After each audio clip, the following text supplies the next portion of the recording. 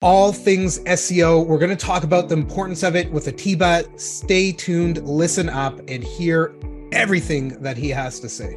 Welcome to the Nonprofit Digital Success Podcast. I'm your host, David, and in this episode, we're going to be talking all things SEO with Atiba de Souza. Atiba is the content superman. Just look at his hat.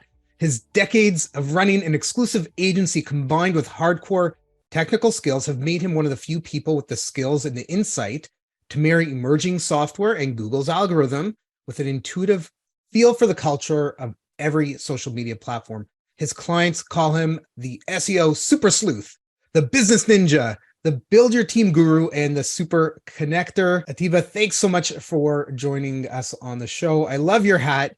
I hear you collect them.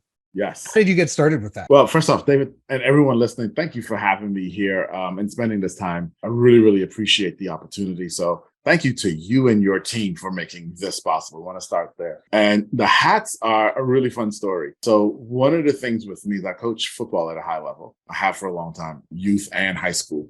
And it was at this point, almost 8 years or so ago now, I was taking over a new team and I was on the way to first day of practice. And I needed a hat because I had forgotten my hat at home for some reason. And it's summertime and it's hot and you're out there for 4 hours in the sun. And so I walked into Walmart to find a hat and I looked around and they didn't have very much, but they had this Superman bucket hat. And okay, fine. I was thinking about getting a bucket hat anyway. And that's really what I was thinking about, a bucket hat. Well, that team and the whole Superman thing just kind of started to stick, and the players started buying me hats throughout the season, the Superman hats, and that's where the collection started. It's over 100 hats right now, and people ask me, so why do you keep wearing them? And and people call me the Superman and everything. But the key here, David, for everyone is to understand this. When I put the hat on, I can't see the S on the hat. The S is for you because my goal is to help you become the superhero in your business or your nonprofit that you need to be. Love that. That is awesome, right? The light that you project is what everybody sees. Yep. Straight on. All right. So let's hop in. Let's talk about SEO. We've got all kinds of things in this episode we're going to be chatting about. We're going to talk video and TikTok and marketing and organic traffic and just general stuff for SEO. So let's start with that. What is SEO? Let's just give everybody a little bit of a primer.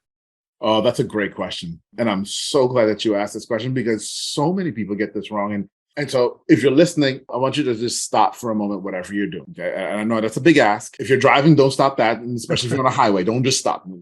Okay. But if you're in a place where you can pause for a moment. And I want you to listen to this for a moment because you've probably heard the term SEO. You've probably heard of search engine optimization. And if you're like 99% of the people in this world, it brings up this feeling of pain, almost like an ulcer in your stomach, or your brain starts to scramble. So either you got the frying egg thing going on in your brain, or an ulcer going on in your stomach. That's what most people experience when you hear the word SEO, the term SEO or search engine optimization. But this is why I want you to stop, because what you think you know about SEO is all wrong. All wrong. SEO is all about traffic. At the end of it all, what you're trying to do is generate traffic to a property, be it your website, a social platform, a blog post, whatever it is. You're trying to generate traffic. Now, once we start to look at the fact that we're trying to generate traffic and what it takes to generate traffic, we then realize there are 3 keys. And mastering these 3 keys is the key to this thing that the world calls SEO. The first key, you have to be obsessed with your audience. You got to know your audience. You're in a nonprofit space. You have to know the people you're serving. You got to know your donors better than they know themselves. Why do they want to give? What are the heartstrings that make them want to give? The people that you're serving, why do they need that service? How do you help them move?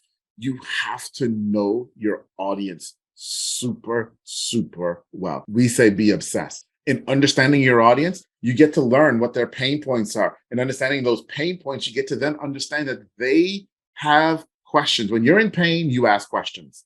Let me say that again. When you're in pain, you ask questions. Your audience is looking for you to answer those questions. And that leads us into key number two, and that is a content strategy. Those questions fuel your content strategy. Now you know what people want you to talk about, not about what you want to talk about. You want to answer those questions that solve their pain points. My friends, getting those two first keys right, say that correctly, is the key. It's the absolute key. And it leads into the third one, which is actually SEO. The thing that you said, oh, what is that? It is actually SEO, but it pulls it all together, because if you just focus on the tactics of SEO, of trying to get your content in front of people, if that's all you focus on, but you never focus on the first two keys, it will fail 100% of the time. So what is SEO? SEO is mastering traffic. What is mastering traffic? Understanding your audience, being obsessed with them, creating a content strategy that aligns with your audience, which, my friends, then makes the tactics of SEO super simple, super simple. I love that you talked about obsession with your audience. Episode 16 of this podcast, I talk specifically about psychographics for nonprofit organizations. Yes. That is, if you go to Google and you type psychographics, that's exactly what Atiba is talking about. Yes. What is it that motivates your audience? What is it that drives them to care about what it is that they care about, right? Usually it's somebody in their family. So if you're an organization that fights some kind of cancer, right? Usually, and I bet if you were to go out there and poll your donors and your volunteers and maybe even your staff that work there, if you said to them, why do you care about our organization? I would bet at least 3/4 would say family member was diagnosed with whatever, died from whatever, or a friend of a friend, right? There's something there that is motivating them to care about your organization. Yes. And really understanding that, creating content around that, driving those stories, creating the impact, creating that emotional connection, right? In terms of the content and what you're talking about and how you're talking about it, is going to help drive you. Yes. Let me take that even a little bit further, because some of you might want to get a little technical, and maybe you don't. And if you don't, fast forward through this. But if you want to get a little bit more technical, so when you get obsessed with the audience, you end up creating, some people call them avatars, some people call them personas. Okay. There are tons of different terms, but they all mean essentially the same thing. And where David was going after, you've got to understand the psychographics. So what's a persona? A persona is demographics plus psychographics multiplied by intent. Listen to what David just said. We've got somebody, right? And we can define some demographics for them who had a situation, psychographics, that's causing them to want to take action. Intent. That defines a persona, my friends. Fantastic. All right. So everybody now should have a somewhat mostly clear idea of this is what SEO is. This is kind of what it takes to get there. Yeah. This is what you need to do, right? You got to create content that resonates. Really, that's kind of, in short, a good part of that strategy, that content strategy, the second key that Atiba was talking about there. So you've got content. What do you do with it? What are the different parts of things that people should think about with regards to content strategy? Anybody can publish an article or a news release or something like that on their website. There's got to be more than that. Yes, absolutely. And this is interesting because of how the world is changing. Okay. For a very long time, it was, hey, I want to create content. I'm going to write an article. And that was really all there was. Then people started doing podcasts and said, oh, I created content on my podcast. And I had an article. Yes, exactly. That's where you are. Right. And that's what we do. Then 2020 hit and something major happened in 2020. And I'm not talking about COVID-19. It was caused by COVID-19. And that is, people had a choice. People had a choice. They were sitting at home and they had to consume, because that's what we do, content. And on these devices, they had a choice. They were either going to read or they were going to watch. So what we're talking about here, my friends, is the content medium, okay? In 2020, and we'd already predicted that this was going to happen by 2025, but COVID sped it up. Video became the content medium of choice for your entire population. I guarantee you, if you survey your entire population, what you're going to find out is they would rather watch a video than read something after 2020. Before, wasn't so much. After, Absolutely. Heck, it's even now getting into all being about short form. Okay. And so understanding that, we now need to start to ask the question, okay, so we know what they want because we know what their pain points are. And so we know what we should create the content about. Now content medium comes in because the next question becomes, how do they want to consume it? And they want to consume it through video. So you're in a place, my friend, where you have to create video for your nonprofit organization. Your donors, your customers are demanding it. Now, that sounds really, really hard, I know. And so I'm going to pause right now and let David ask me the next question, which is, okay, but it is hard. How do people even do that? How do they get started? I mean, they don't know anything about video. Sorry, David, for the lead. Okay, so ditto. Video, you're absolutely right. How many times are people picking up their devices, whether it's tablet or phone, or they're just, trying to waste a little bit of time taking a break from work or whatever it is. They're in Facebook or Instagram or TikTok, and they're scrolling through, video pops up, they scroll, and then they go back, right? Let's talk early 90s. You're sitting in front of your TV, you're flipping through commercial, bit of a show, but you're used to flipping through, and then you go back. That's basically what's happening. Just the medium has changed. People are on their devices and flicking with their thumb. I guess, pretty close to a remote for a TV, right? Yeah. It's a thumb action. So what is it that people can do? Almost everybody has access to a camera or a cell phone or a tablet that has a camera built into it. What's that first step that they should take? Yeah. And, I'm so glad that you asked that question. I was concerned that we wouldn't get that question today.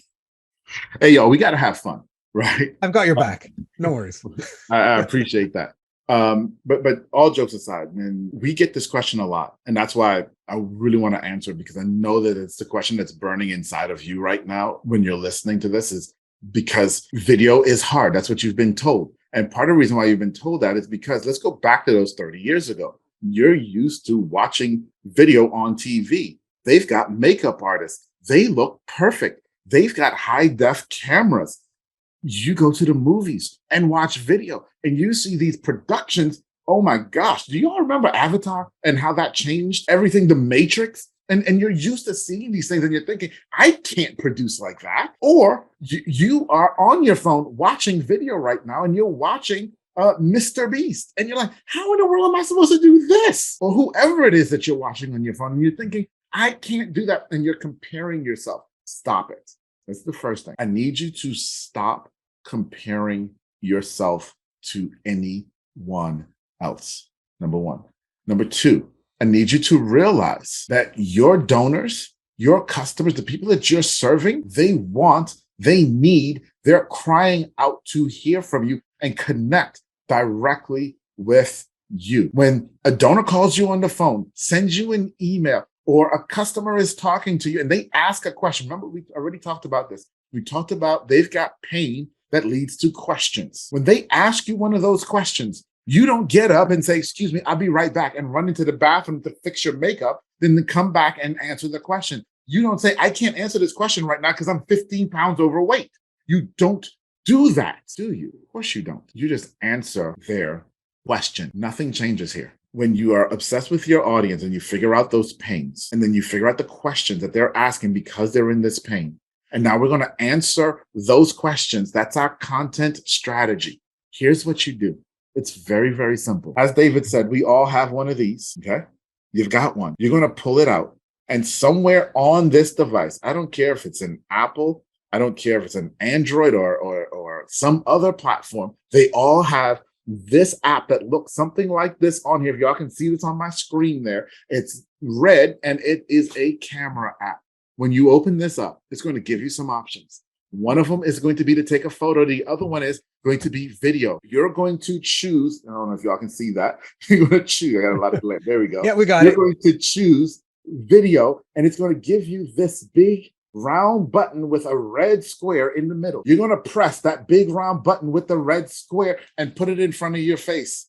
And when you do that, my friends, what you're going to do next, y'all ready for this? You're going to answer the question that you know somebody was going to ask you. So you know the pains that they're in, you know the questions that they ask. You're going to choose one of those questions. You're going to answer that question right here, right on video.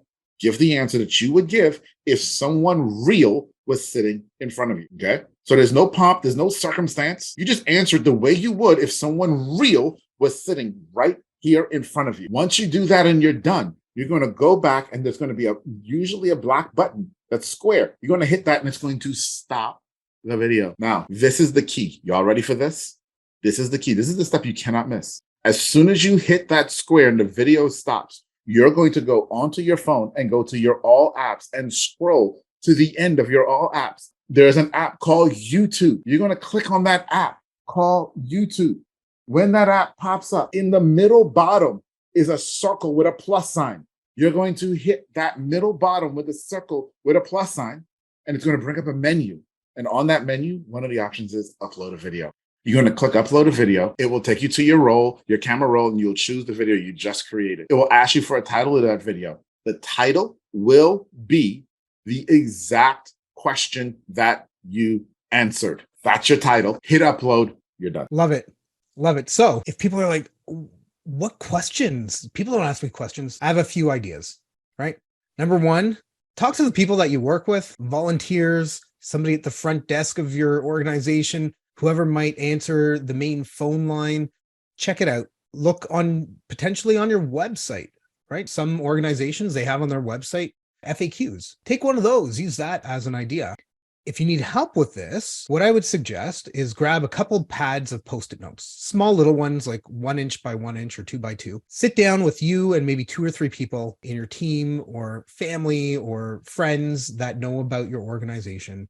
And just say, hey, let's sit here for 10 minutes. Let's write down as many questions as we can on these Post-it notes. Doesn't matter whether they're stupid questions or not. Throw those ones out, right? But write them down, spend a few minutes. This is part of that content strategy. You can build out your list of questions. On the wall behind me, if you're watching this on YouTube, I've got a board behind me with a bunch of Post-it notes on it. That's our content strategy, right? We planned out the entire year of content in about an hour. This is what we want to do. We wrote out a bunch of Post-it notes, said, okay, here are some themes. Let's boom, boom, boom, boom, boom, put them up, and we've got it. We're ready to roll. Yeah. Okay. So we talked about where to get started with this. Super easy. Load up the app. If you've got a laptop, most laptops over the last 6 years have a webcam built in. Most of them have a free program in there that you can get to record video. Heck, you can even get Zoom on your computer, hit record locally, and just talk into the camera. Yep. It's for, you can get the free version and just do it with that. So lots of options out there. You've got the video, you hit upload. I love your comment, Atiba, about making the subject or the title of the video, rather, the question that you answered, because people are going out there into search and doing that. Google is search number 1. YouTube, which is owned by Google, is top search number 2. People go into YouTube and they'll search for, how do I do video SEO, right? They're going to come up with that type of thing. So this is what we're talking about. What else should they think about once they've got the video and it's uploaded into the channel? So good question. Before I answer that, I want to go back and make sure that everyone understood what you just said. Okay? Because what we've done, remember, when the first question you asked me was about SEO, and I took it up a level to traffic. We talked about the 3 keys to traffic, right? And the 3 keys to traffic were what? Number 1, being obsessed with your audience, which comes down to understanding the questions that they're asking. Oh, we just did that in this strategy. Then we said, those questions become your content strategy. You've got to answer that. Well, guess what? When we did this and answered it, guess what we did? We executed that content strategy. Number 2, right? Then we took the question and made it the title so that when people are searching, it shows up. Guess what? That's number 3, mastering SEO. So now let's dig a little bit deeper, because it doesn't stop there. All right. Now that gets you started. And I want you to do that for your first 10 videos. And that's all I want you to do for your first 10 videos. Just go do what I said. Get the first 10 out. I'll later tell you how to reach me. When you start doing this, I want you to send me those 10 videos. Send me the link. I want to see them. I want to help promote you as well. Okay. That's super important to me. I want to see you take action and have success. Do it, and do it now. Okay. Now, after we get past those 10, now we need to start talking a little bit more about, okay, let's grow it up a little bit and be a little bit more sophisticated now, and talk about some of the tactics inside of video SEO. So we've mastered number 1, which is the title of your video. Okay. Number two, we're going to take that exact same question and in the description of the video, we're going to repeat the question within the first two sentences of the description. Okay. Now, I'm going to give you a piece of advice here that is counterintuitive to what all of the other experts have told you if you've done any research on this. But I think after I give you this advice, you'll understand why I say they're wrong and why we've proven that they're wrong. Okay. Everyone Pro tells tip you. coming right up. Yeah, right. Everyone tells you that when you write your YouTube description, you should write it to entice the person to watch your video. Let me ask you a personal question. How many YouTube descriptions did you read first before you watched the video? Yeah, exactly. Zero. No one does that. No one does that. So why does the description need to entice me to watch the video? Instead, what the description needs to be is as much content as I can shove in there as possible. Okay. So you're going to talk about what you're talking about in the video, in your description. You've already used the question. You're going to rephrase the question. You're going to even answer pieces of the question. If you gave a list, you're going to give the bulleted points of that list in the description. Add it all there. It all helps you rank for more keywords for this video on Google and in YouTube. Okay. So that's number two that you're going to do. The third thing that you're going to do, and now this does take us a little bit further and a little bit more advanced, and you're going to need some tools for this now, okay? You must, let me rephrase that. You must transcribe your videos. Now, people come back and say, oh, but Atiba, I don't need a tool because YouTube would automatically transcribe my video. Yeah, it will. It absolutely will. And it's usually about 65, 70% correct. Now, let me ask you a question. You don't get to choose which 65 or 70% it gets right. So are you willing to gamble that it's going to get the parts of your video that are absolutely important where you say the key words that you need to say and it's going to get those right? You shouldn't gamble on that. Perfect example here, Atiba. Perfect example. Yes. Your last name is De Souza. Oh my gosh. Okay, so it's lowercase de, right? I've seen De Souza spelled like that. I've seen De Souza D apostrophe uppercase S. I've seen uppercase DESOUZA. You want to make sure this is a perfect example where the automated transcriptions are going to fail. Yes. Yes. My name is a perfect first and last name. It's a perfect example of where they're going to fail. Okay. And you don't want that to happen to you. And then the last one that I'm going to give you. And this is one that it's hysterical because it's so simple, but so many of us miss it. Remember that question that you're answering? In your video, you must repeat the question multiple times. So often we start a video and we say, hey, today we're going to talk about this. And then we never mention it again. And we say all this other stuff, but we never come back and say, we're talking about video SEO today. We never come back. Now, why is that important? It's important because when you do the transcript, video SEO, whatever your keyword is, will show up multiple times. That's also training the algorithm that, hey, that's what this video is about. That's what I need to rank this video for. So those are the next level tips after you've done your first 10 videos that help you to master video SEO from a tactical perspective. Nothing hard there, y'all. So we transcribe our podcast episodes. And to help that out, I'm just going to say video search engine optimization. Yeah. Right? There we go. We've got it again right here, right now. Let's do that. One thing that I would beg everybody to do when they're putting in their description, please, for the love of everything holy and good in this world, include a call to action in the description of some kind.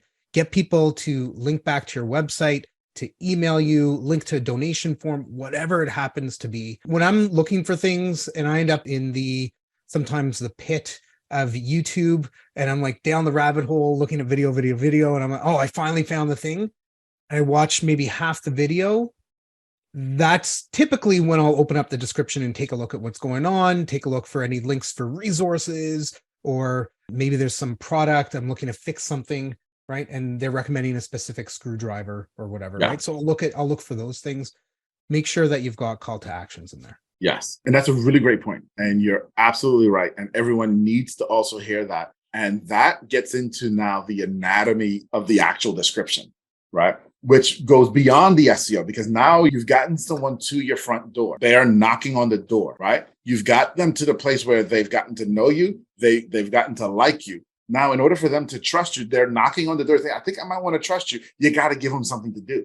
You got to tell them what the next step is. You got to open the door and tell them walk in, right? And that's your call to action. I love that you mentioned know, like, and trust. It comes up almost, I wouldn't say every episode, but at least half of the episodes, know, like, and trust factors. People need to be hit over the head 6-7 times with you before they know, like, and trust you, before they'll Absolutely. go, you know what? They know what they're talking about. I want to donate some money to them, maybe $5, maybe 20, maybe 50, maybe $20,000 at some point down the road. You never know. So I think it's really important to build up those interactions that you have with people over time. Absolutely. Okay, so we're talking about video. YouTube obviously is like top of mind, but then you've got other things. You've got TikTok, you've got Instagram, you've got Facebook, you have LinkedIn. What I like to recommend is that people figure out, this goes back to what we were talking about earlier, the psychographics of people. And part of your audience, your persona, is where do they go and spend their time? Where do they hang out? So I think, a key thing would be, for sure, take a look at who you're trying to connect with and where are they spending their time in their online personal time. But let's talk specifically about TikTok, because that ends up getting pushed everywhere. It's like I see those in my LinkedIn feed. I see them in my Facebook feed. Talk to us a little bit about what people can do in TikTok land. So TikTok's fun, okay? And if you're like most people, you're going to say TikTok's a waste of time. It's just for the children. I'm not getting out there. Definitely not showing my belly, and I'm not dancing, right? So no skin, no dancing. TikTok's not for me. And that's how most people look at TikTok. And I'm going to be completely honest with you. That's how I looked at TikTok for a very long time as well, because that's what it was. And it was just like, TikTok was the platform that my kids went to and said, Dad, don't come here. This is for us, right? And we're like, okay, I don't want to be there anyway. And that's not the case anymore. And it's not the case anymore for a bunch of different reasons. And here's the biggest one that you need to care about as a nonprofit organization. At the end of last year into this year, 2022, we're talking about right now, TikTok made a major shift in philosophy. TikTok originally was created to be an entertainment platform. TikTok now wants to become your next search platform. They have shifted their focus to become a search engine. That's huge. That is a huge and major shift. Why? It's a major shift because Google, and when I say Google, I'm talking about Google and YouTube combined, they are the number one search intent platform in the world. No one argues that. No one argues that. TikTok is saying, we want to challenge that. And given the breadth of people that they have on their platform currently, they're going to be able to challenge that. There was a 5-day period in 2022 where TikTok became the number one website in the world. No one's unseated Google for what? Over a decade? Yeah, it was only 5 days. But no one else has been able to even come close. So, my friends, here's why you need to pay attention to TikTok. There is a major war that's about to happen over the next 3 to 5 years between Google and TikTok for supremacy. They're going to be in a major battle, and the battleground is going to be video. Now, whenever there's a war in the real world, and I'm not for war at all, but when there's a war in the real world, one of the industries that does extremely well is anyone who's making ammo, because both sides need ammo, right? So when we take that and transpose it into our Google versus TikTok war, what's the ammunition? The ammunition is video. Who's the supplier of that video? You. They don't want it anymore. They need your video, and they need to help your video do well. They need to get your video in front of more people so that they can win the battle to try to win this war. It puts you and I in a really interesting place over the next 3 to 5 years where we can generate so much organic traffic because of their war. This opportunity will not exist anytime soon again, and you and I have the opportunity right now to take advantage of it. I think that's phenomenal phenomenal insight into the industry and what's happening kind of behind the scenes. Most people, they see it in their app and they're like, okay, video, whatever, watch, don't watch, like, don't like, leave a comment, don't leave a comment, right? Getting involved in the mix doesn't take a lot of effort. Do something. I've said it a million times. The key to anybody's success is actually taking that first step forward. Yes. If you just sit and you meet and you strategize and you don't actually take any action, worthless. You can't move the goalpost. You can't move forward. You can't get closer to improving upon what it is that you want to do and achieve the things that you want to do. Yes, absolutely. 100%. And that's why I said earlier to everybody, send me that video. Don't just listen to this. You must take action. Now, one of the questions that people ask all the time is, okay, what's the time delay on this? Like, okay, I'm going to take action, and when am I going to see results, and blah, blah, blah. Let me give you a story of a friend of mine, Matthew. Matthew heard me on a talk, much like you are right now. He was in the audience listening to a talk. Matthew posted a video. So he heard everything. He said, he followed some of my advice. He posted a video on Monday. On Tuesday, it was ranked number 4 on page 1 of Google for a keyword that he cared about. You want to talk about time delay? That's 24 hours, page 1 of Google. I ran into Matthew. I was at an event and I was standing in line for lunch, and Matthew comes up to me and he's like, dude, I love you. Let me tell you what happened. Of course, I pulled out my camera and took the video of him saying that right then and there, right? But then it didn't stop there. 2 weeks later, Matthew said, you know what? I decided, the first time I only took half of your advice. This time I took all of your advice and I produced another video and I put it up. And 3 hours later, it was number 1 in Google. There's been a shift over the last 24 months. Google is showcasing video in search results, plain text search results. You're getting them in there. Well, let me quantify the shift for you. You all ready? I'll quantify it because it isn't just a shift. So in 2021, Google came out and they said that they're reclassifying 60% of their database to be video first content. 60% of their database, and it grows every day. They need your video. Absolutely. Spot on. Okay. So we've got people thinking about the keys to success, the 3 keys that you mentioned for SEO. Awesome. We're saying, hey, produce video and get those videos, get those up there, put the questions in, do the description, have a link back to whatever it is you want people to do, but get out there and actually do something. Yeah. How do we measure that? What are some of those KPIs that people should be thinking of? Yeah, it's a really great question. And it depends. And I know that answer sucks, right? The thing with a KPI is it's a key performance indicator. And the part of that term that people forget is key. Key means important to you. What's important to you may not be what's important to me, right? So on that front, we have to say, okay, you have to understand what's important to you. So for example, we have some clients that we work with, and what's important to them is that their videos lead people to their website. They're looking for actual people coming over to the website. And so that's a really big metric for them, okay? Because of where it fits in their overall marketing strategy.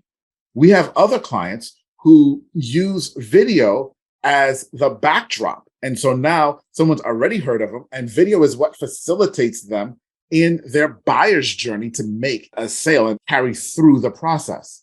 In that case, they're looking at how many videos is someone actually consuming, because that's their KPI. And so you have to understand why you're creating video and where it fits in your strategy of driving customers to you to then determine how you measure success. I really like that idea in terms of understanding the intent of the video and what you want people to do. If you have a video on YouTube and you're like, hey, visit our website, david.com, or whatever it happens to be, right? Are people going to do that just because you asked them to in the video? No, there has to be a compelling reason for them to want to do something, because there's this thing called couch surfing. People are sitting on their couch with their phone, with the TV on and a tablet beside them, and they want the path of least resistance, which is actually not doing much. It's flicking on their phone and thumbing through things, right? So thinking that somebody's going to click through to your website because they've seen a video of yours, I think would be a false hope. Yeah, absolutely. So be realistic, right? If you want people to like your video, say, hey, like and subscribe to our video, right? By the way, if you like this episode, like and subscribe to this episode. That's really what it's going to be. Maybe you'll get a couple of people that share it, right? Yeah. Yeah. And it's all about understanding what, as you said, the intent and where it fits for you. What is the action that you want them to take? And that's what you measure. And that's your KPI, right? When we get into the real depths with our clients, is we actually classify videos at different stages of the buyer's journey. And so there are some videos, usually about 70% of the videos we help them create, that the entire goal is to get you to like and then watch the next video. And that's the whole goal of the video, right? And in those cases, guess what? The call to action in the description is go watch this next video. And that's okay as a call to action, depending on where it fits in your buyer's journey. Now, the flip side of that is there are also videos that we help people create that are action-oriented videos that we want them to leave the platform and take another action off of the platform. And then, to your point here, it's got to be a compelling reason for them to do that. It's got to be a compelling reason. It can't just be because you said so. And that compelling reason ties all the way back to where we started with being obsessed with your audience, understanding their pain, understanding their question, answering their question. The thing that compels them is that you're giving them something that helps them get out of that pain. That's what compels action. Humans don't take action other than to get out of pain. I don't care I know you're in a nonprofit and so many of us in nonprofits are all about love and care, and it's wonderful. And you're saving the world and you're doing fantastic things. However, people don't move unless they're in pain and they want to get out of that pain. So even if you couch it from the perspective of, oh, you're doing this for love. No, they're really doing it because they want to get out of the pain, which then leads them to love. Atiba, amazing insights around video and SEO and some content strategy. I hope people that are listening to this take you up on your offer to take a look at their video.